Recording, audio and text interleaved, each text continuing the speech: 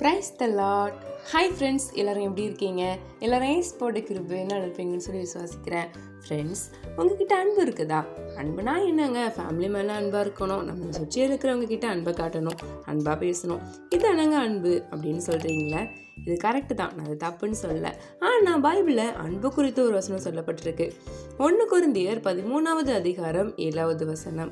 அன்பு சகலத்தையும் தாங்கும், சகலத்தையும் விசுவாசிக்கும், சகலத்தையும் நம்பும், சகலத்தையும் சகிக்கும் அப்படின்னு சொல்லிட்டு வேதத்தில் சொல்லப்பட்டிருக்கு. அன்பு உங்ககிட்ட இருக்கும்போது அந்த அன்புனால எல்லா விஷயம் தாங்குவீங்க.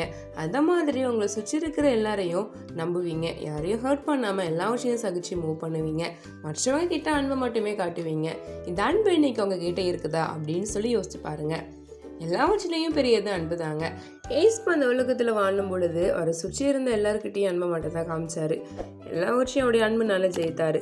ஸோ நீங்களும் எல்லாருக்கிட்டையும் அன்பா இருங்க, அன்பா பேசுங்க, அன்பை காட்டுங்க. தேவன் அவங்க கூட இருந்து உங்களை நடத்துவாரு. ஆமென். God bless you.